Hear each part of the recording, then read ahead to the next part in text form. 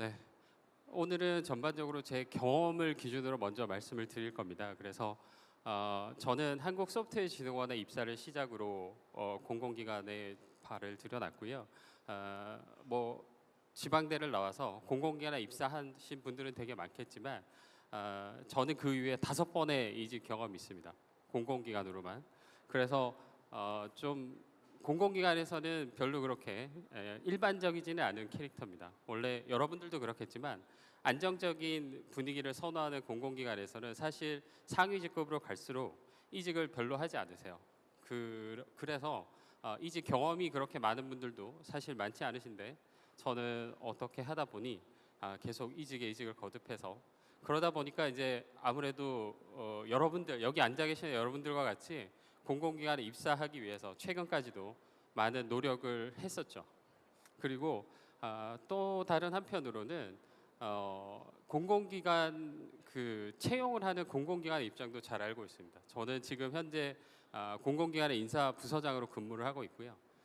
작년부터 본격적으로 도입하게 된 NCS 기반의 블라인드 채용으로 작년에 한 40명 정도 저희 기관도 채용을 했고요. 그러다 보니까 여러분들의 입장도 어느 정도 이해를 하고 그 다음에 또 채용을 하는 공공기관도 공공기관의 입장도 어느 정도 알고 있다고 말씀드릴 수 있겠네요. 그러다 보니까 사실은 공공기관에서 흔치 않은 캐릭터다 보니까 저한테 이런 말씀을 해서 프로 이직너다.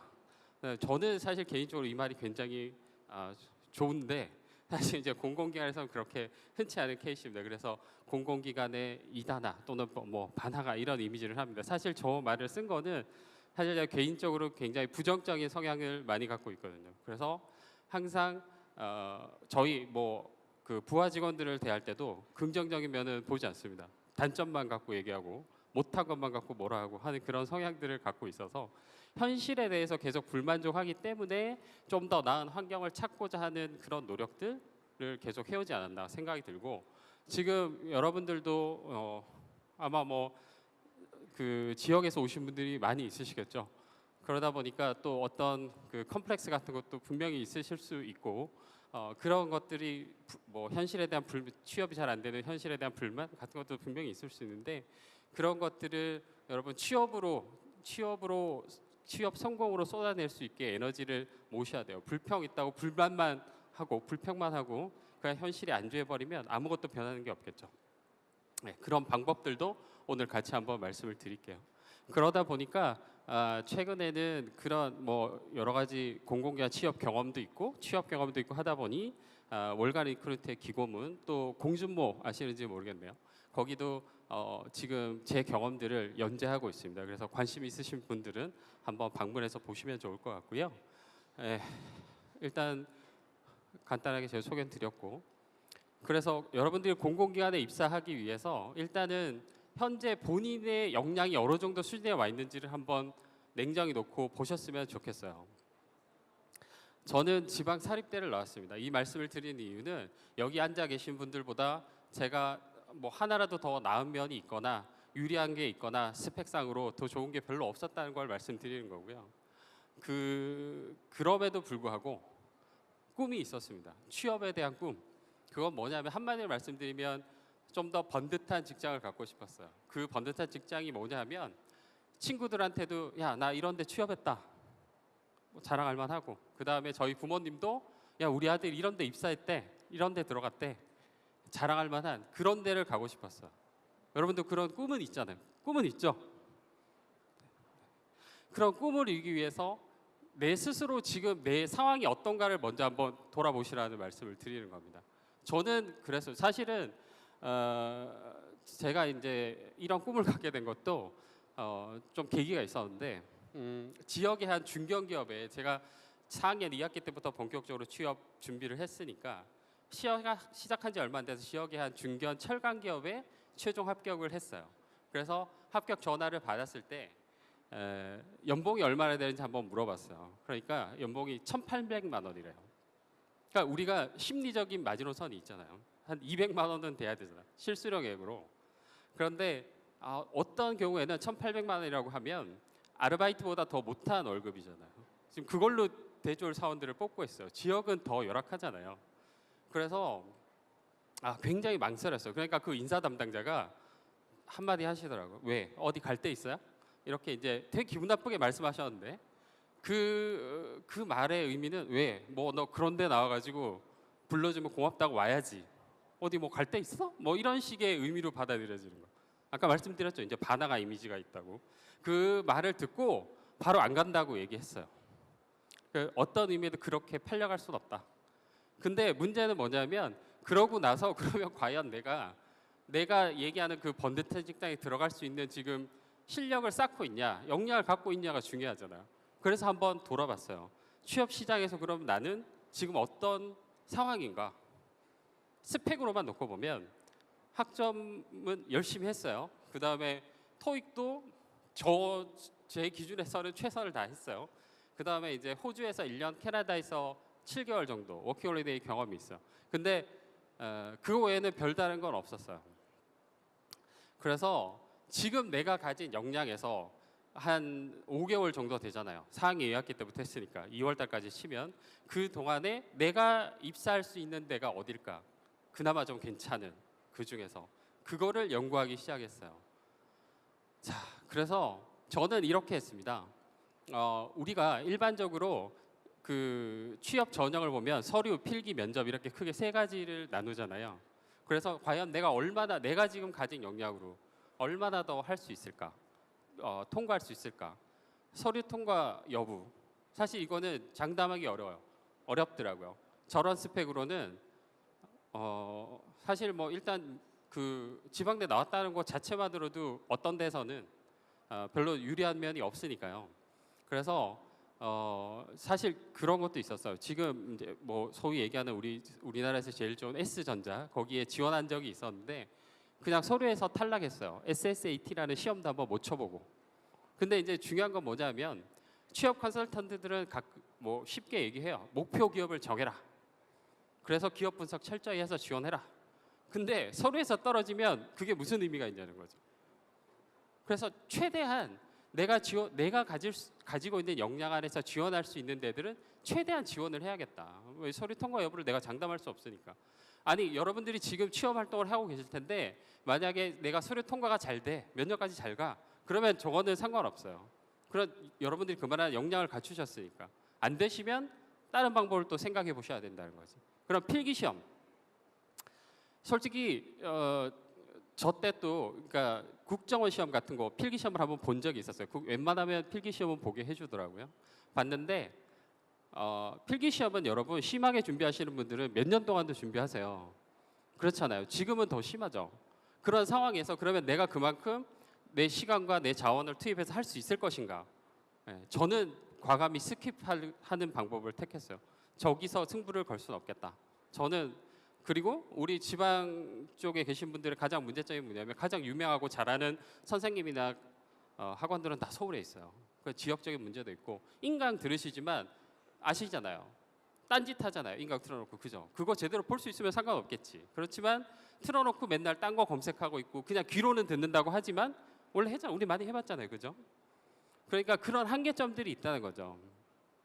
그럼 면접은 좀 해볼 만하다. 저 개인적으로. 왜냐하면 저는 사실 개인적인 성향은 굉장히 내성적이에요. 그래서 누구 앞에서 말하는 것도 되게 싫어하고 모르는 사람하고 얘기하는 것도 되게 싫어해요. 그래서 근데 이제 그게 별로 좋은 성향은 아니잖아요. 우리가 사회를 살아가는 데 있어서. 그래서 발표 수업 같은 거 대학에 있을 때 무조건 저는 제가 한다고 했어요. 준비할 것도 많고 해야 될 것도 시간도 오래 걸리지만 저는 무조건 제가 발표한다고 했어요. 왜냐하면 이런 게 하나씩 다 도움이 될 거라고 생각했어요. 그래서 다만 우리 문제가 있습니다. 면접은요. 여러분 그런 면접 보실 때 그런 경험 있지 않으세요? 면접을 다 봤어. 끝나고 뒤돌아서는 순간 생각이 나요. 아니 그냥 폭풍처럼 밀려와. 이렇게 대답했어야 되는데. 이렇게 얘기를 했으면 좋았을 텐데. 그런 경험 있지 않으세요? 대부분 마찬가지잖아요. 다 마찬가지예요. 근데 여담으로 하나 말씀드리면 근데 저희도 작년에 채용을 진행해 보니까 이제 그런 분들이 꽤 있어요. 그래서 돌아서서 제가 죄송한데 말씀드리지 못한 게 있다고 해서 꼭 한마디 더 하고 하시는 분들이 가끔 계세요. 당락에는 영향이 없어요. 여러분들이 그렇게 하셔봤자 여러분들이 그것 때문에 붙고 떨어지고는 아니에요. 이미 본 게임 다 끝났고 면접관들은 마음에 결정을 다 내렸고 여러분들이 마지막에 한마디 더 보태봤자 아무 의미 없어요. 그거는 제 개인적으로는 그렇게 생각합니다. 그래서 어쨌든 여러분들이 돌아서서 후회하는 그 순간을 줄이려면 최대한 많은 실전 경험이 필요해요. 물론 여기 모의 면접도 많고 학교에서도 많이 그런 기회를 주시겠지만 사실 그거 큰 의미 없다고 저는 생각합니다. 실전 면접을 보셔야 돼요.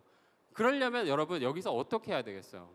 내가 가진 역량 중에 지원 가능한 많은 기업들에 가능한 한 많은 공기업이든 사기업이든 지원을 해서 면접 경험을 많이 쌓아야죠.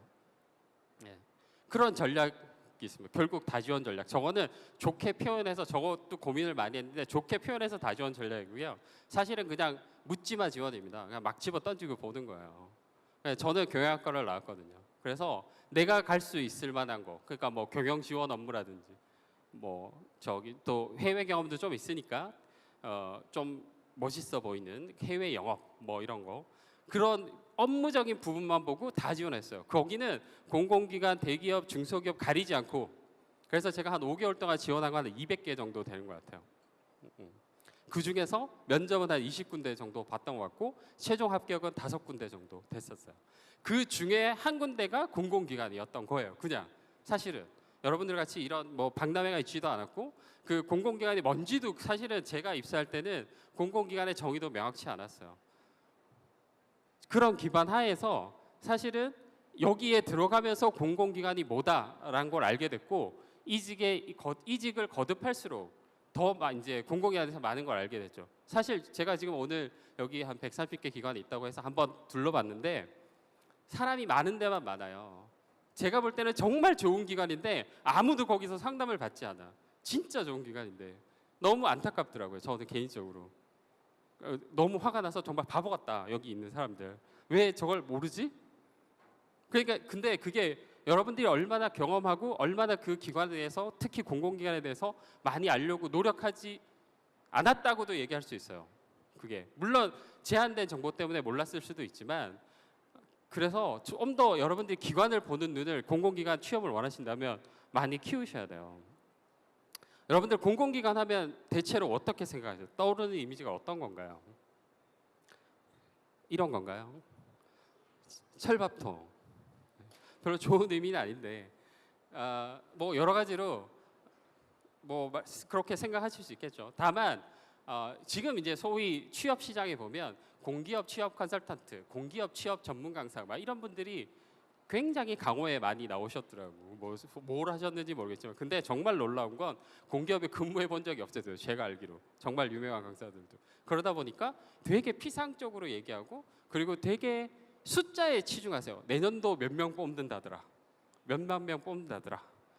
막 이런 거에 굉장히 집착하시는데 저는 사실 크게 의미 없는 상황이라고 생각합니다. 그래서 일단은 공공기관 특성을 여러분들이 아는 워딩이지만 다만 이제 공공기관 업무의 특성에 기대서 잠깐 설명을 드릴게요. 공공기관 안정성이 있습니다. 근데 왜 안정성이 있는지 아세요? 그냥 정부에서 돈 줘서 운영하니까? 공공기관은요 일단 정부의 정책 사업 수행을 목적으로 합니다. 그래서 정부에서 어떤 일을 하시는데 그 기관이 필요해서 만드신 거예요. 근데 그냥 만들지 않고 법에다가 근거를 둡니다. 법을 만든다는 거죠. 쉽게 얘기하면. 지금도 왜 우리 국회에서 보면 뭐 유치원 3법이니 어떤 법을 만들어준다 안 만들어준다 갖고 굉장히 많이 싸우시잖아요. 그거는 그 법을 만들어야 그 일을 할 수 있기 때문이에요. 그러다 보면 그 일을 할 또 기관이 필요하겠죠. 물론 공무원이 하실 수도 있어요. 다만 공무원 한두 분이 그 일을 다 할 수 없잖아. 예를 들어서 유치원만 하더라도 전국에 뭐 몇 개나 되는지 모르겠습니다만 그 많은 수의 유치원들을 다 관리하지 못하시잖아요. 그래서 그런 업무를 공공기관에 위탁 대행을 시키는 겁니다. 법을 통해서. 그러다 보니까 법은 한번 만들면 없애거나 변경하기가 되게 어렵죠. 구조적으로.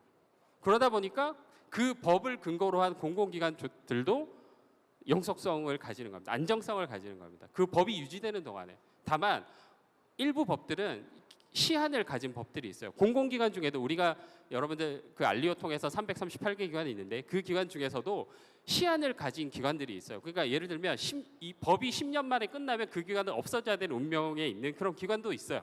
일부. 그건 일부고 정말 극히 일부고요. 여러분들이 잘 아시는 강원랜드도 영속법이 아닙니다. 그러니까 오픈 카지노라고 그러잖아요. 내국인들이 들어갈 수 있는 카지노. 그게 시한이 있어요. 그런 시한을 갖는 법들이 도 가끔 있지만 어쨌든 기본적으로는 이 국가가 존속하는 한 끝까지 가는, 우리 소프트웨어진흥원 같은 경우에는 소프트웨어 산업진흥법에 소프트웨어 산업진흥원 설립 근거 조항이 있습니다. 그래서 그 기관들이 안정성을 갖게 되는 거고요. 그 다음에 오라벨 많이 얘기하시는데 뭐 맞죠. 어쨌든 다른 사기업들보다 좀 그렇게 출퇴근이 좀 더 규칙적이다 이렇게 말씀드릴 수 있겠는데, 그것도 이유가 있어요. 그냥 그런 게 아니고 공공기관은 1년을 주기로 일을 합니다. 그러니까 1월 1일부터 12월 31일까지 회계연도를 기준으로 연초에 돈을 받아와서 중간에 집행을 하고 12월에 마감을 하고 결산을 하는 그런 구조를 갖죠. 그래서 한 1, 2년 정도 여기서 일을 해보시면 대충 이제 내년에 내가 뭘 해야 될지 감이 옵니다. 1년 플랜이 머릿속에 다 그려진다는 거죠. 그러면 어떻게 했어요? 예측 가능성이 높아지면 그만큼 내가 업무를 바쁠 때는 미리 해놓겠죠.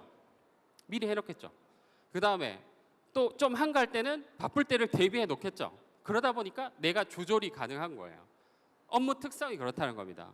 그러니까 업무량이 적다, 하는 일이 없다 이런 이미지가 아니에요. 여러분들이 아까 보여드린 철밥통 때문에 그렇다 이런 게 아니라는 걸 말씀드리는 거고, 그 다음에 칼퇴에 대한 오해가 두 가지 있습니다. 일단 이거는 이제 굉장히 유명하신 강사님이 말씀하신, 제가 유튜브를 보고 깜짝 놀랐는데, 첫 번째는 뭐냐면 자소서를 작성할 때 인사 담당자가 칼퇴를 하기 위해서 여러분들의 자소서를 절대 보지 않는다.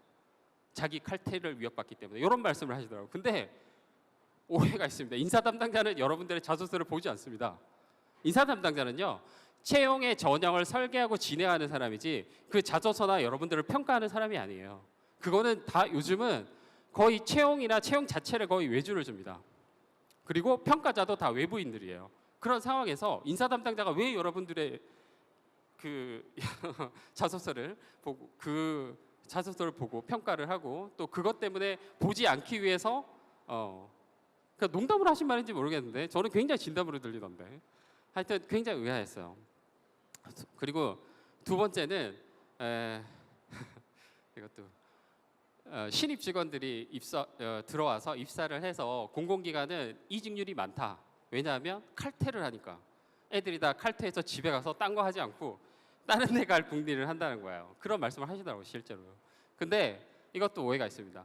이 공공기관은 구조적으로 제가 이직을 시작하게 된 이유도 사실 거기부터 출발하는데, 공공기관은 기본적으로 인사적체가 굉장히 심합니다. 기본적으로는 피라미드 구조잖아요. 피라미드 구조인데 그러면 이제 승진을 해서 때가 되면 올라가야 되잖아요. 그런데 공공기관은 상위 직급으로 갈수록 이직이 없습니다. 정년이 되기 전에 나가지 않아요. 그러다 보니까 나가지 않으면 자리가 없죠. 못 올라가는 거예요. 여기 아마 대부분 공공기관들이 마찬가지 문제일 겁니다. 이거는 공공기관의 그냥 특성이라고 이해하시면 돼요. 여러분들이 지금은 입사를 위해서 되게 노력하시고 하겠지만 입사하시는 순간부터 아마 그게 고민이 되실 거예요. 그건 다 자연스러운 겁니다. 굉장히. 그런 구조적인 문제가 있는 거지 칼퇴 때문에 그렇다. 이거는 좀 너무 많이 비약을 한 게 아닌가. 저는 그렇게 생각합니다. 그래서 그런 뭐 특성이 있고요. 그 다음에 이제 여러분들의 공공기관에 왜 입사하려고 하세요? 이렇게 물어보면 가장 많이 말씀하시는 입사 동기가 뭐 국가와 민족을 위해서, 이런 얘기 이제 식상하지 않으세요? 이제 굉장히 많이 듣거든요. 이미 면접관들은 굉장히 아마 식상할 겁니다. 그런 식의 말씀을 하시면. 그게 이제 그럼에도 불구하고 그 말씀이 틀린 건 아니라는 거지. 우리가 공익의 가치, 우리 아까 법에 근거가 돼 있다고 했잖아요. 법에 근거를 한다는 거는 그만큼 국민 전체에 영향이 퍼지는 그런 업무라서 그럴 겁니다. 여러 가지 파급 효과도 크고 하니까. 그래서 사명감이나 법적인 책임들은 굉장히 엄격하게 따르고요. 공무원들도 요즘은 음주운전을 하면 바로 파면이 됩니다. 공공기관 직원 마찬가지입니다. 그 정도로 처벌에 있어서는 공무원에 준해서 다 받습니다. 근데 그건 알고 계시죠? 공공기관 직원이 공무원이 아니라는 거는 다 알고 계시죠? 아니 저는 얼마 전에 무슨 댓글을 하나 보다가 공공기관 직원이 공무원이 아니라는 거 처음 알았다고 하시는 분이 있어서 되게 심각합니다. 여러분 완전히 다른 개념이에요. 저희는 그냥 민간인 신분으로 국민연금을 받는 직원일 뿐입니다. 네. 하는 일이 공공 쪽에 연관이 돼 있는 거죠. 그래서 이거의 또 하나의 장점은 뭐냐면 여러분들 지금 친구들 중에 은행이나 보험사나 뭐 이런 데 취업하는 친구들이 있으면 꼭 연락이 올 거예요. 하나 가입해줘. 통장 하나 만들어줘. 보험 하나 가입해줘. 그래서 사회초년생이 보험이 굉장히 많아요. 이거 거절하지 못하고 가입하다 보면 그런 경우들이 많이 있거든요. 근데 공공기관 직원은 그럴 일이 없어요. 누구한테 뭔가 부탁해야 될 일이 없어요. 저는 그게 이제 소위 다르게 말하면 갑질이라고 얘기를 하는데, 갑질을 떠나서 내가 누군가한테, 내가 아는 지인한테 뭔가 이거 해줘 저거 해줘 부탁할 일이 없다는 거, 이것만으로도 저는 되게 큰 혜택이라고 생각해요. 일단 저희는 뭐 민간에 뭘 장사를 하거나 팔거나 이러지 않잖아요. 그래서 그거는 개인적으로 굉장히 단점이고, 그 다음에 저희 직원 중에 그 삼성증권에 5년이나 계시다가 대리로 있다가 저희 신입 사원으로 들어오신 분이 있어요. 자기 연봉 반토막 나면서. 왜 그랬냐고 물어보니까 일단 너무 힘들대요. 객장 영업을 하면 주가가 등락을 할 때마다 정말 컴플레인이 심하다고요. 심지어 어떤 경우에는 칼 들고 뛰어온 경우도 있었대요. 자기 고객이. 그런 스트레스를 받다가 자기 도저히 여기 못 다니겠다 해서 공공기관에 오신 분들에서, 다만 자기 직급이나 연봉이나 이런 거는 거의 다 포기하고, 근데 지금 되게 만족하신대요. 아직도. 그 정도로 업무 스트레스가 심하다는 거예요. 여러분. 그렇습니다. 그러면 아까도 제가 말씀드렸는데 여러분 공공기관의 특성은 그 정도로 말씀을 드리고요. 그러면 여러분들은 과연 공공기관을 얼마나 알고 계시나요? 지금 여기에 나와 있는 2018년 공공기관 지정 338 이거는 다 알고 계시나요? 저만큼 많이 있었다는 건 알고 계시나요? 여기서 처음 보시는 분이 계시다면 정말 심각한 상황입니다, 여러분. 여러분들이 아마 대부분 공기업 입사 뭐 이렇게 하면 저 공기업 35개 안에서 거의 많이 지원을 하고 뭔가 결론을 내려고 노력을 하실 텐데, 여러분들이 생각하시는 것보다 공공기관 훨씬 더 많고, 제가 아까 비어있는 부스 말씀드렸잖아요. 여러분들이 속속들이 알기만 한다면 지금 저 공기업 35개보다 훨씬 저 좋은 기관들, 저기 이제 분류로 치면 준정부 기관의 기타 공공기관들이 많이 있을 겁니다. 여러분들이 몰라서 그렇지, 몰라서 그냥 지나치고 계시는 거예요. 지금도 이 순간에도, 이 지금 박람회 장에서도 계속 그런 일이 일어나고 있습니다. 그래서 여러분 가능하면 요 안에서 뭔가 취업을 해결하려고 하시면 굉장히 힘듭니다. 지금 저기도 제일 줄 긴 데를 보니까 제일 사람 많이 뽑는 기관들이더라고요. 여러분들이 제일 많이 알만한 그런 기관들에 정말 줄을 많이 서 있고, 아까 제가 말씀드린 정말 괜찮은 알짜 기관인데 사람이 없어. 거기는 아무도 없어. 그래서 지금 놓치고 계시는 것들이 굉장히 많거든요. 그래서 범위를 좀 더 늘리면 아까 말씀드린 여기 338개까지 될 수 있습니다. 그런데 더 있어요. 여러분들이 놓치고 계시지만 지방공기업, 이거는 지자체에서 또 중앙부처같이 지자체에서 만든 그 지자체 산하 공공기관들입니다. 그런 거 있죠. 뭐 대구도시가스공사, 예를 들자면 대구도시개발공사 뭐 이런 데들, 그런 데들이 다 지방공기업, 지방공공기업. 그게 824개. 아까 말씀드렸던 300개보다 더 많아요. 이것만 쳐도 벌써 1000개가 넘죠. 또 있어요. 공직유관단체, 이런 것들은 무슨 재단, 무슨 공제회, 무슨 협의회, 이런 식의 이름을 띠고 있지만 실질적으로는 정부의 예산을 지원받아서 운영하는 데들이야. 결국은 공공성을 가진 공공기관의 범주 안에 크게 보면 다 속할 수 있고, 여러분들이 진짜 많이 분노하셨던 우리 그 취업비리 사건 때 이 공직유관단체까지 모두 포함해서 다 조사한 결과를 보고 말씀드렸던 거예요, 국민들한테. 이렇게 치면 전체 공공기관은 1,500개 이상이다. 저거에 포함되지 않는 기관들도 더 있어요, 여러분. 그래서 여러분 어디서 어떻게 지원을 하실 겁니까? 어떻게 취업을 준비하실 겁니까? 이것만 놓고 할 때가 좋을까요? 아니면 범위를 넓혀서 이만큼 쳐다보고 하시는 게 좋을까요? 네. 시야를 좀 바꿔보라는 말씀을 드리는 거고요. 그 다음에 아까 숫자 노름 말씀드렸는데 굉장히 특이한 현상이 있어서, 저희가 한 5명 정도 채용한다라고 공고를 내면 지원자가 한 200명, 300명 이 정도예요. 10명을 채용한다. 그럼 한 1000명 정도 오세요. 작년에 저희가 20명 채용했는데 4000명 지원해서 기하급수적으로. 그건 뭐냐? 결국 여러분들은 원서를 그냥 쓰는 게 아니라 사람 많이 뽑는 데에 집중해서 쓰신다는 거거든요. 좀 더 이제 확률이 있을까 봐. 근데 그 확률을 높이시려고 하시는 분들이 왜 좁은 범주 안에서만 놓고 생각을 하시냐는 거지. 좀 더 범주만 넓히면 가능성이 더 많아질 텐데. 저는 이제 그 부분이 굉장히 안타깝습니다. 그래서 여러분들 좀 더 시야를 넓게 보시면 되고 아까 지금 여기도 보시면 지방공기업 지방공공기관 채용 사이트가 또 오픈이 됐잖아요. 여기 지금 포스터들이 붙어 있던데 그런 것들도 한번 눈여겨 보시면서 여러분들의 지원 가능 공공기관의 범위를 좀 더 넓혀서 생각하시라. 그게 좋겠다. 그게 좀 더 확률이 높지 않냐는 생각이고요.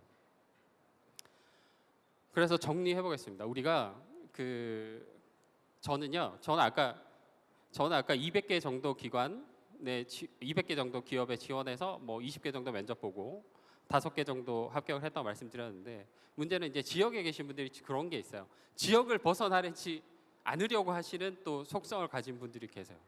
그러니까 지역을 벗어나면 큰일이 나는 거죠. 심지어 제 친구 중에는 서울로 대학을 갔어. 근데 취업은 다시 지역으로 해서 오시는 분들이 계시더라고요. 네. 그래서 그렇지만 그런 지역의 한계를 일단 뛰어넘는 게 좋지 않을까. 일단은 그렇게 생각이 들고요.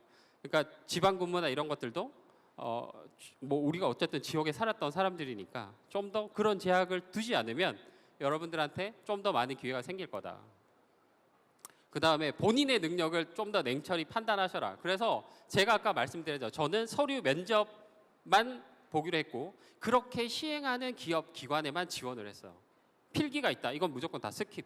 근데 지금은 그렇게 하시면 좀 곤란하겠죠. 만약에 공기업 공공기관 취업이 목표다. 지금은 거의 NCS가 다 도입됐어요. 2018년부터 본격적으로 다 도입이 됐어요. 그러다 보니까 NCS 기반의 필기 시험들이 거의 다 도입이 됐기 때문에 스킵하셔버리면 물론 지원할 데가 없는 건 아니에요. 없는 건 아니지만 폭은 상당 부분 많이 줄어든다. 그리고 대부분 그런 데는 소규모 기관들이 그렇게 많이들 하고 있고요. 그래서 본인의 어쨌든 능력을 냉정히 따져서 어쨌든 나는 시험에는 소질이 없다. 알고 계시잖아요. 우리가 시험을 많이 쳐봤잖아요. 기본적으로. 그러니까 본인의 실력이 어느 정도 향상될 거라는 것도 대충 알고 계시지 않나요?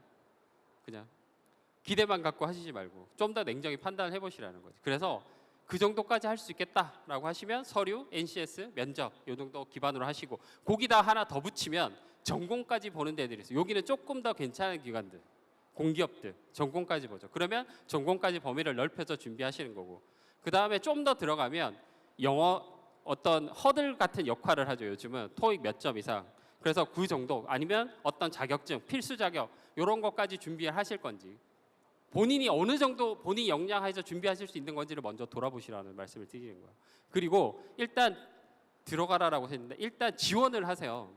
그러니까 제일 어이없는 질문이 뭐냐면 이 기관 뭐 한 20명 뽑는다고 하는데 이 기관 괜찮나요? 괜찮으면 한번 지원해보고 이런 식이에요. 그 기관은 여러분들한테 들어오라고 한 적이 없어요. 채용하겠다고 말씀드린 적이 없는데 왜 여러분들이 고민을 하세요? 들어오라고 한 적이 없잖아요. 근데 되게 어이없게도 그러니까 특히 채용하는 사람의 입장에서는 들어오라고 한 적이 없는데 쓸지를 고민하고 있는 거야. 거기 지원서를 쓸지 말지를 고민하고 계시는 거야.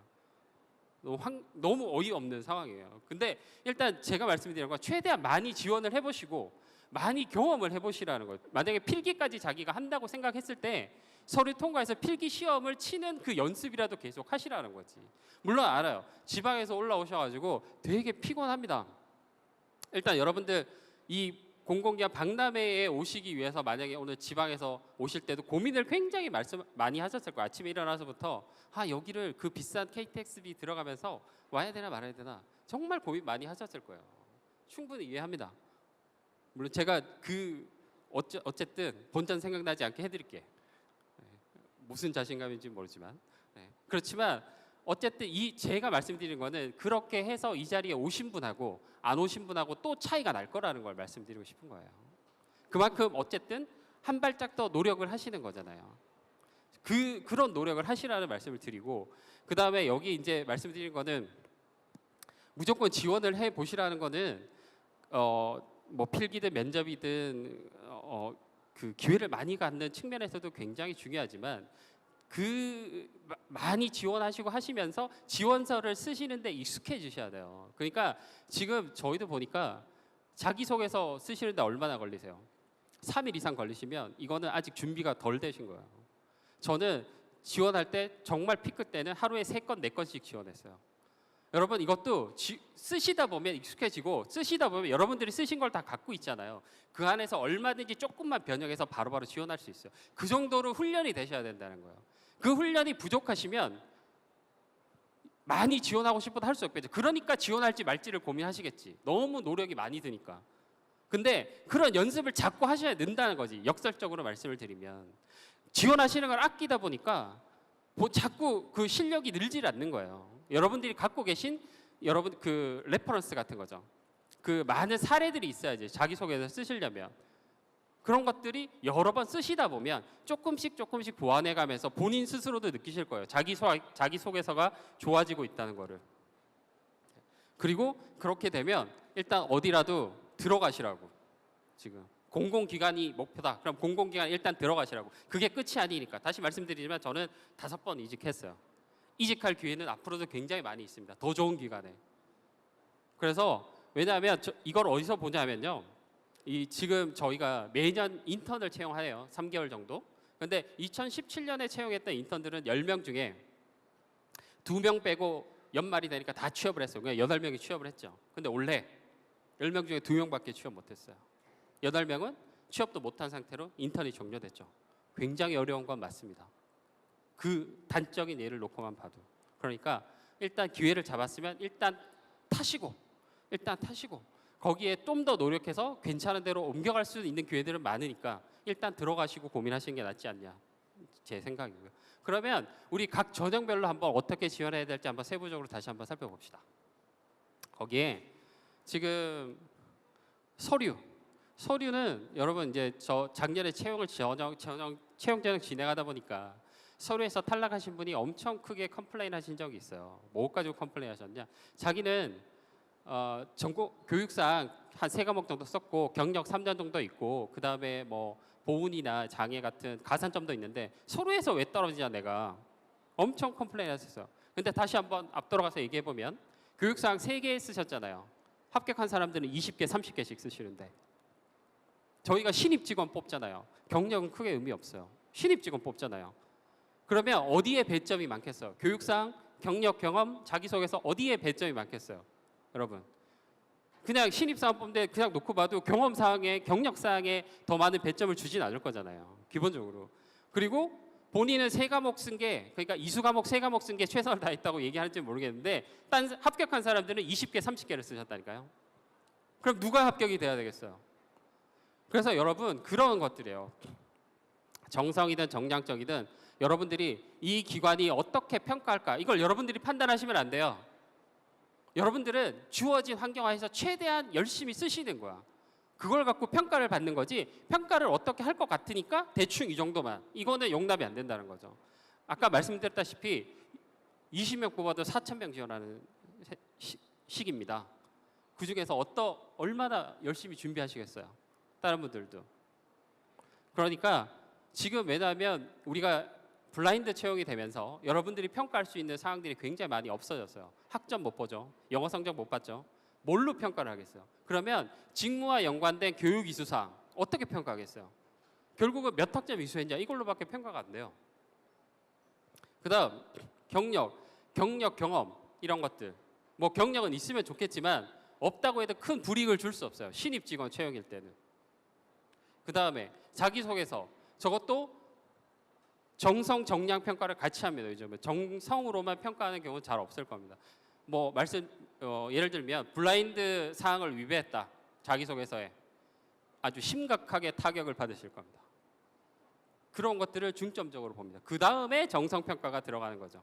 그래서 필기 시험을 치는 사람들을 골라냅니다. 단 요즘은 서류 평가 없이 필기 시험으로 바로 가는 경우들도 많이 있고요. 예.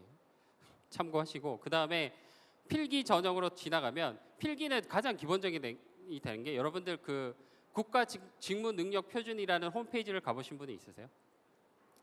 국가 직무 능력 표준 홈페이지 학원부터 다니실 게 아니에요. 특히 지방에 계신 분들 다시 한번 말씀드리면 인강 열심히 들어봤자 돈만 낭비하는 경우들도 많은데 그 사이트가 기본이에요. 거기 무료로 볼 수 있는 강의들이 다 있습니다. 각 영역별로 10가지 영역에 대해서. 그 다음에 샘플 문제들도 올라와 있고요. 일단 그런 거부터 먼저 보시라는 거예요. 그게 기본으로부터 출발하는 겁니다. 거기서부터 출발해서 지금 유명하신 강사분들 학원에서 여러 가지 문제를 만들고 응용하는 것들을 만들어서 시행을 하고 있는 거예요. 거기부터 먼저 할 수 있는 것부터 먼저 하시라는 거죠. 그 다음에 인성검사. 인성검사는 아시다시피 적부 판정입니다. 답변이 왔다 갔다 했거나 아니면 사회성이 부족하거나 이런 부분들에 부적격을 주는 거고요. 그래서 다시 한번 말씀드리지만 근데 여기서는 이제 가끔 보면 치고 나면 잘 칠 궁리를 하세요. 그러니까 이 문제 수준이 어떻다 이런 후기 달 생각을 하지 마시고 그 시험을 잘 칠 생각부터 하시라고. 그러니까 막 끝나고 나면 거의 막 출제자 수준으로 평가하시는 분들이 굉장히 많으세요. 심지어 요즘은 그런 것도 있습니다. 그 학원에서 실제로 이 시험을 치러 다니신다는 말도 있어요. 그 기관에서는 되게 골치가 아픈데 그렇게 해서 후기를 올리거나 자기 강의 자료를 쓰거나 뭐 이렇게 하신다고 하시더라고. 어쨌든 그분들을 제외하고는 여러분들은 그냥 그 시험에 온전히 집중하시길 바랍니다. 그다음 면접은요. 제가 가장 인상 깊었던 면접 경험을 하나만 말씀을 드리고 시작을 할게요. 저는 그 한창 이제 입사 면접을 보러 다닐 때 무슨 제철 이런 대기업이 있었어요. 거기 면접을 보러 갔는데 거기도 되게 면접 이제 인사 담당자가 되게 말이 많은 분이셨어요. 그래서 그 지원자들 준비하는 상황에서 여러 가지 말들을 많이 하셨는데 우리 회사에는 스카이 출신도 되게 많고 막 이런 자랑을 엄청 하셨어요. 오늘 지원자들도 지방대는 거의 없어 막 이렇게 듣고 있는 지방대 출신은 굉장히 오그라들죠. 네. 그러다 보니까 일단 그 면접 가서 최대한 열심히 하고 말을 많이 해서 우리 조원이 한 5명 정도 있었는데 토론도 하고 면접도 보고 했었는데 정말 열심히 얘기를 했거든요. 그리고 나서 마지막으로 할 말 있으면 해보라고 하시더라고요. 그래서 방점을 찍는다는 생각으로 저는 워킹홀리데이도 갔다 왔고요. 책임감도 있고요. 성실하고요. 뭐 이런 얘기들을 했어요. 끝나자마자 거기 인사과장이셨어요. 불같이 화를 내면서 여기 지금 지원한 사람 중에 당신 정도 안 되는 사람 있는 줄 아냐. 어학연수 안 갔다 온 사람 있는 줄 아냐. 여기 다 그 정도 네 정도는 다 돼. 근데 그게 뭐 대단한 거라고 여기 와서 지금 얘기를 하냐. 차라리 지방 포항 공장에 가서 근무한다 그래. 그게 더 경쟁력이 있다. 굉장히 뭐라 하셨어요. 아무 얘기 못하고 돌아서 나왔는데 그 면접이 저는 제일 도움이 됐던 것 같아요. 여러분들 바꿔서 얘기해 보면 아까도 말씀드렸잖아. 돌아서서 나가다가 생각나서 다시 와서 얘기하고 뭐 그렇게 하시는데 그건 뭐냐면 면접에서 여러분들은 대부분 여러분들이 하고 싶은 말을 하고 가요. 여러분들이 준비해 온 거, 여러분들이 생각할 때 좋다고 느껴지는 것들을 얘기하고 가. 근데 면접은 그렇게 하시면 안 돼요. 회사가 듣고 싶어하는 말을 해주셔야 돼요. 회사가 가장 가려운 부분, 회사가 가장 필요한 부분을 말씀해 주셔야 돼요. 그렇기 때문에 기업 분석을 하고 뭘 얘기할지를 전략을 짜고 하는 거예요. 기업 분석을 그냥 하는 게 아니고 회사가 가장 듣고 싶어하는 말을 해주셔야죠. 그게 가장 중요하다고 봅니다. 그래서 최근에는 면접은 NCS 구조화 면접입니다. NCS 구조화 면접은 뭐냐면 면접자 요즘은 거의 한 명씩 들어가죠. 예전에 저희가 보듯이 조를 짜서 이렇게 들어가지 않아요. 거의 한 명씩 1대1로 면접을 보고 그 지원자들한테 똑같은 질문을 합니다. 그래서 요즘 NCS 면접 제대로 진행하는 데 가보시면 휴대폰 다 뺐습니다. 아무데도 연락 안 되게. 왜냐하면 똑같은 질문을 하기 때문이죠. 그래서 평가를 합니다. 그게 NCS 구조화 면접의 특징입니다. 다만 기관에 따라서는 반반씩 해요. 그러니까 그렇게도 하는데 면접자 개인의 경험 기반 면접관 기반의 이 면접도 계속 같이 시행을 합니다. 왜냐하면 이미 그분들은 그렇게 체득화돼 있기 때문에 몸에 그 성향을 버리지 못하시는 거예요, 사실. 그래서 뭐 지원 동기가 뭐냐, 취미가 뭐냐 이런 것들을 계속 물어보세요. 그렇지만 어쨌든 NCS 구조화 면접의 기본은 그거라는 걸 말씀드리는 거예요.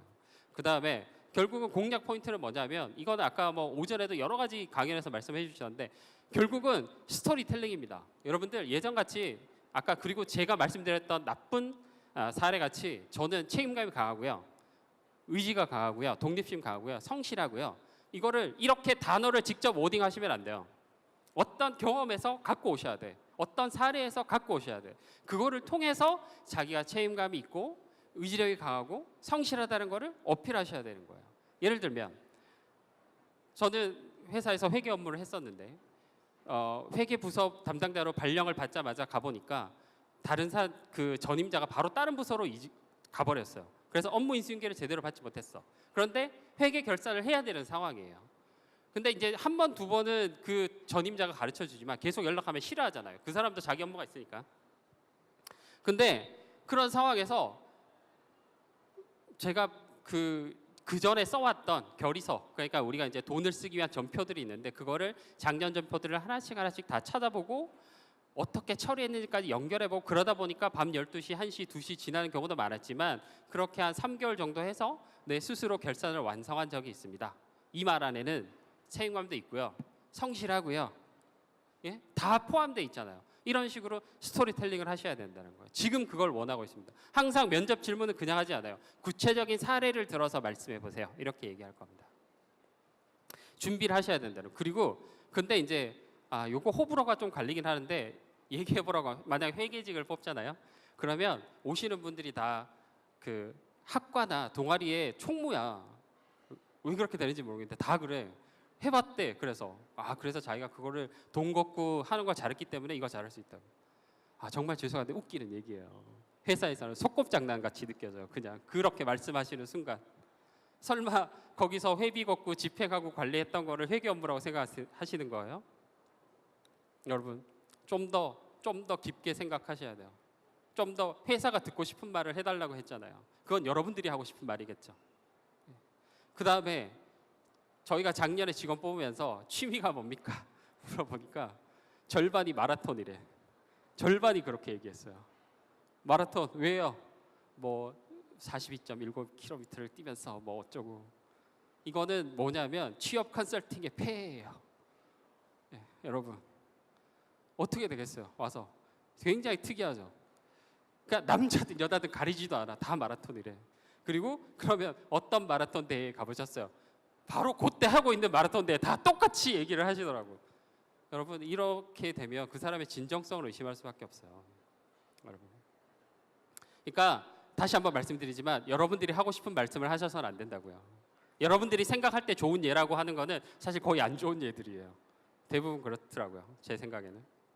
그래서 그런 부분들을 좀 생각해 보시고 그래서 이제 서류, 필기, 면접 그렇게 한번 잘 구조해서 생각을 해보세요. 그다음에 요거는 이제 지역 인재 분들을 위해서 두 가지 특별한 정책이 있습니다. 일단 하나는 비수도권 지역 인재 채용 제도라는 게 있습니다. 여기는 여러분들 블라인드 채용에서 지원서 쓰시다 보면 지역 인재 여부를 쓰시는 난이 있죠. 쓰시는 난이 있어요. 어떤 지역이냐고. 그거는 여기에 가점을 주기 위해서 쓰라고 하는 겁니다. 여러분들이 지역 인재라고 걸러내려고 쓰라고 하는 게 아니고 거기에 대한 가점을 주겠다는 의미라고 생각하시면 됩니다. 그래서 거기에 왜냐하면 기관들은 여기에 목맬 수밖에 없는 게 일단 기관이 가장 중요하게 생각하는 경영평가라는 요소에 이 채용 실적을 평가하도록 하고 있습니다. 그러다 보니까 신경을 쓸 수밖에 없고요. 여기는 비수도권 소재 대학 출신들은 모두 다 해당이 됩니다. 이 정규직 채용 시에 가점을 부과하는 방식으로 말씀드린 대로 진행이 되고, 그다음에 또 하나는 이전 지역 지역인재 채용 할당 제도라는 게 있어요. 요거는 각 지금 혁신 도시 한 10개 정도 되죠. 거기에 있는 기관들이 그 해당하는 지역에서 최소 2020년까지 30% 이상 채용을 해라. 이거는 별도 할당을 해서 뽑습니다. 10명을 뽑으면 3명은 따로 구성을 합니다. 그래서 지역 인재끼리 경쟁하는 구조죠. 근데 여러분 제가 얼마 전에 지역에 다른 기관에 갈 일이 있어가지고 제가 지금 그 지역 출신이잖아요. 그 지역이었어요. 갔더니 생각만큼 뽑을 사람이 없대요. 그래서 제가 그 지역 출신이라고 하니까 저는 지금 서울에 있는데 왜 거기 있냐고, 자기네 기관에 오라고. 그 정도로 지금 사람이 없다는 거. 이 나이 든 사람까지 농담이시겠지만 오라고 하실 정도인데 의외로 별로 뽑을 사람이 없대요. 그러니까 어떻게 보면 실력 차가 그만큼 존재한다는 얘기일 수도 있고, 그 다음에 눈높이가 높은 기관의 경우에는 그런 기준에 맞는 직원들을 오히려 찾기 되게 힘들어한다. 반대로 얘기하면 그 미니멈 정도의 수준만 맞추면 오히려 쉽게 들어갈 수 있을 수도 있다. 그 말씀을 드리고요. 그 다음에 이제 어쨌든 우리가 지역에 있다 보니까 여러 가지 그 지역적인 제한에 따라서 정보가 좀 많이 제한돼 있을 수 있어요. 그래서 일단은 기본적인 거는 공공기관 알리오 홈페이지입니다. 아까 제가 보여드렸던 338개 기관의 모든 것이 저 홈페이지에 다 있다고 생각하시면 됩니다. 그리고 공공기관은 무조건 채용을 시작하게 되면 채용 공고를 저 사이트에 잡알리오라는 사이트에 맨 먼저 올리게 돼 있어요. 의무적으로 그렇습니다. 그러다 보니까 가장 빠르고 가장 최신의 정보가 올라간다고 생각하시면 되고요. 그 다음에 공준모 등 이제 여러 가지 카페들 관련되는 그런 카페들 또 한번 열심히 보시면 좋을 것 같고, 그 다음에 이 공공기관 채용 정보 박람회도 지금 굉장히 많이 분화가 돼 있어요. 지금 여러분들이 계시는 공공기관 채용 정보 박람회도 있고, 그 다음에 지방 공기업들은 또 따로 합니다. 작년에 한 3월 달 정도 했어요. 지방 공기업 채용 정보 박람회. 일산 킨텍스에서 하더라고요. 일반적으로 보시고, 그 다음에 지자체들이 또 주관하거나 혁신도시별로 박람회를 따로 또 합니다. 그래서 저런 기회들도 적극적으로 이용을 해보시고, 그 다음에 스터디에 대해서는 사실 말리시는 분들이 되게 많더라고요. 근데 제가 볼 때는 지역에 계시는 분들은 어쩔 수 없지 않냐. 그러니까 동일한 목표를 가지신 분들끼리 모아서 4대 다만 원칙을 정하시는 게 좋을 것 같아요. 그러니까 회식은 하지 않는다. 밥은 같이 먹지 않는다. 술은 특별히 더더군다나 안 되겠죠. 그런 원칙을 정하시는 게 좋지 않을까. 그러니까 저게 심지어 이제 연애의 장으로도 활용되기도 하고, 실제 이제 저희가 작년에 20명 모집했다고 했는데 여자친구가 스터디에서 만난 친구래요. 뭐 다행히 두 사람 다 어쨌든 공공기관에 지금 취업해 있으니까 성공한 케이스인데, 어쨌든 다른 목적으로 활용되지 않도록 좀 더 조심하시면서 스터디 같은 것들을 좀 더 하시면 좋지 않을까 싶고, 그 다음에 인간 같은 거 적극적으로 활용하시는 것도 좋고, 다만 아까 제가 말씀드렸듯이 기본이 되는 사이트들, 국가직무능력표준이라든지 이런 사이트들 먼저 꼭 보시라. 거기에서 나오는 무료 강의도 꼭 한번 들어보시라. 다시 한번 말씀드리고 싶고요. 그 다음에 동문 선배를 찾아보시는 것도 좋아요. 그러니까 교수님이나 여러 가지 선배나 이런 것들 통해서. 한 가지 아쉬운 건 뭐냐면, 이게 지역에 정보가 없는 것도 맞는데요. 또 정보에 둔감하기도 해요. 왜냐하면 지금은 이제 공공기관, 공기업에 대한 취업 수요가 거의 막 폭발한 상황입니다. 다만 2년 전까지만 하더라도 그렇지 않았는데, 제가 너무 그때 안타까워서 저희 모교의 대표 취업지원관실로 메일을 보냈어요. 원하시면, 내가 지금 공공기관에 근무하고 있는 이런 사람인데 내 후배들을 위해서 내가 가서 무료로 얘기해주겠다. 어떻게 공공기관에 취업을 하면 좋을지에 대해서 해주겠다라고 얘기했는데 답변이 없어요. 답변이 없어. 그거는 관심이 없어 일단. 그러니까 취업지원실이라는 게 학교마다 다 있는데, 오히려 그분들은 제가 볼 때 공무원들보다 더 심하게 공무원같이 일하시는 분들 같아. 좀 더 여러분들도 그런 것들을 요구를 해주셨으면 좋겠어요. 취업지원관실이든 여러분들의 교수님이든 관련된 동문, 오히려 그게 제일 빠릅니다. 제일 빠를 수 있어요. 여러분들과 똑같은 상황에서 취업에 성공한 선배들을 찾아가는 게. 그리고 그런 취업지원실에서 그런 주관으로 그런 그 설명회나 이런 것들을 해주는 것도 정말 좋고요. 그런 것들을 좀 제안해서 해주시면 어떨까, 그런 생각들을 해보고요. 다시 한번 정리해 봅시다. 그래서 일단 먼저 하실 때 여러분들의 역량에 기반한 채용 전략을 세우시라는 거예요. 여러분들이 어느 수준까지 준비하실 수 있는지 다시 한번 냉정하게 생각하셔가지고, 너무 높게 생각하지도 말고 너무 낮게 생각하지도 말고, 현재 역량은 이만큼이고 내가 노력하면 이 정도는 갈 수 있을 것 같아. 다시 말씀드리면 서류나 면접은 이 정도 내가 지금 할 수 있어. 조금만 더 할 수 있을 것 같아. 근데 내가 필기까지도 커버가 가능해. 그럼 필기까지 하는 거야. 거기서 NCS 기반으로. 그 다음에 전공까지도 할 수 있겠다. 그럼 전공까지 준비하시는 거고, 거기에 영어나 자격증이나 보태가시라는 거야. 그래서 일단 내가 가진 역량 하에서 내가 준비할 수 있는 범위를 정하고 그 범위에 맞는 기관에 지원을 해보시라고. 그러니까 기관을 잘못 선택해 버리시면요, 그러니까 우리가 뭐 국민공단이든지 사람 많이 뽑는 그런 기관들에 그거를 타겟팅해서 하시다 보면 여러분들이 굉장히 준비하셔야 될 게 많이 늘어날 거예요. 일반적으로 인기 많은 공기업들이니까 모든 걸 다 준비하셔야 된다고 생각하시면 돼. 근데 하나만 단계만 낮춰도 어떤 데는 NCS만 보는 데가 있고요. 더 심하게 어떤 데는 아직도 서류 면접만 갖고 채용하는 데가 있고요. 여러분들이 상담하지 않으신 그런 부스들 가운데 그런 기관들이 있어요. 현재도. 그렇습니다. 그래서 그런 기관들이 요구하는 기본 응시 자격들, 그래서 본인의 역량에 기반해서 일단 한번 준비해 보시고, 서류 평가는 다시 한번 말씀드리면 어떤 걸 평가할지를 여러분들이 판단하지 마시고 여러분들이 할 수 있는 최대한의 준비를 하시라고요. 최대한으로 작성을 하시라고요. 평가는 기관이 할 겁니다. 평가는 공정하게 할 겁니다. 지금 요즘 공정하게 하지 않으면 바로 구속되는 세상입니다. 여담으로 말씀드리면 공공기관의 인사 업무는 지금 하려고 하지 않습니다. 직원들이 잘해봤자 칭찬해주지 않고, 저희가 작년에 채용 감사만 2번 받았어요. 모든 기관들이 전수조사로. 그 정도로 굉장히 스트레스 많이 받는 업무입니다. 이거예요. 기관에서는. 그래서 투명하지 않을래야 하지 않을 수 없고, 정말 열심히 하고 있으니까 여러분들을 크게 어필할 수 있는 그 부분에만 신경을 써주셨으면 좋겠어요. 그 다음에 필기시험도 여러분들 아까 말씀드렸죠. 일단 기본이 되는 사이트부터 보시고 그다음에 어느 정도 준비할 건지를 보시라고요. 그다음에 면접은 일단은 많이 준비하셔야 됩니다. 그리고 많이 보시라는 겁니다. 실전 면접을 돌아서서 나올 때 후회를 남기지 않게, 돌아서서 나올 때 내가 가진 거에 한 7, 80%만이라도 얘기할 수 올 수 있게 그 정도로 준비를 하시라는 겁니다. 다만 여기서 막히면 그렇게 답변하시는 분들이 계세요. 열심히 하겠습니다. 무조건 열심히 하겠습니다. 여러분, 그런 대답이 통하는 세상은 많이 지나갔어요. 문제 해결 능력을 묻고 있는데 무조건 밤 12시까지 열심히 해서 다 해놓을게요. 이거는 대답이 아니에요. 어떻게 하겠다는 방법으로 접근을 하셔야 되는 겁니다. 그래서 일단은 여러분 여기서 말씀드리고 싶은 건요. 일단 최대한 많이 지원을 하실 수 있는 역량을 기르셔야 돼요. 그냥 지원서를 빨리 쓰셔야겠죠. 그러려면 결국 많이 써보셔야 돼요.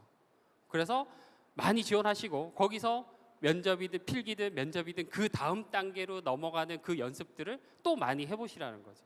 그 상황에서 내가 갈 수 있는 기관들, 최종 합격한 기관들 이런 거에 일단 들어가고 보자. 일단은 들어가고 보자. 물론 여러분들 스스로의 역량 분석했을 때 나는 이 정도까지 쉽게 간다. 면접까지 쉽게 간다. 최종 면접까지 쉽게 간다. 그런 분들은 목표를 더 높이 잡으셔도 되죠. 특정 기관을 하셔도 되죠. 그렇지 않다면 좀 더 확률을 넓혀가는 방법을 취하시는 게 어떨까라는 게 말씀을 드리는 겁니다. 결론입니다. 마지막으로 여러분 공기업 공공기관 직장으로서 물론 좋습니다.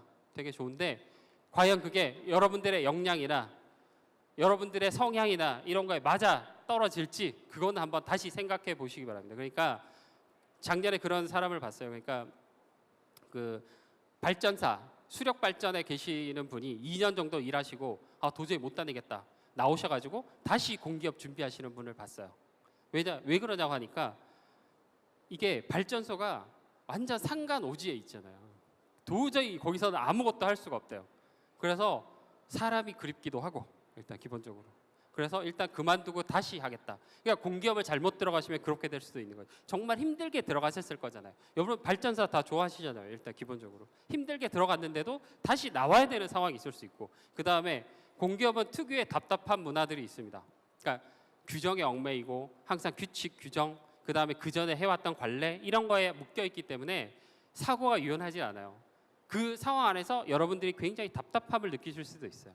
그래서 그리고 여러분들이 얼마나 이제 많은 역량을 투입해서 준비하셔야 되는데 결국 들어가셔서 다른 생각이 나실 수 있으니까 그런 부분들을 한번 잘 생각해 보시라는 거. 그 다음에 다시 말씀드리지만 몇 명을 채용하고 이런 것들은 그냥 숫자 노름일 뿐이에요. 그러니까 몇 명을 채용한다고 해서 지원하고 몇 명을 채용하지 않는다고 해서 지원하지 않고 이건 아니라는 거지. 여러분 다시 말씀드리면 여러분들을 뽑겠다고 얘기한 적이 없어요. 그 기관은. 여러분들이 지원을 하셔야 가능성이 1%, 0.1%라도 생기기 시작하는 거예요. 마치 로또도 사지 않고 1등 되면 어떻게 돈을 쓰지? 이거를 상상하고 있는 그 상황이랑 또 별반 달라 보이지 않아요. 잘 하시고 결국은 여러분 근데 정답은 없잖아요. 우리가 공기업에 가든 민간기업에 가든 중소기업에 가든 대기업에 가든 본인이 어떻게 감당해서 하냐의 문제지 사실 많은 사람들이 이 길로 들어서고 있으니까 이 길로 같이 그냥 들어선 것은 아닌지 다시 한번 잘 따져보시기 바랍니다. 쉽지 않은 길로 들어섰어요. 많은 분들이 지금 공공기관에 입사하기를 원하시니까. 근데 어쨌든 본인의 역량이나 이런 것들을 잘 생각하셔가지고 잘 기준을 잡으시라는 말씀을 드리겠습니다.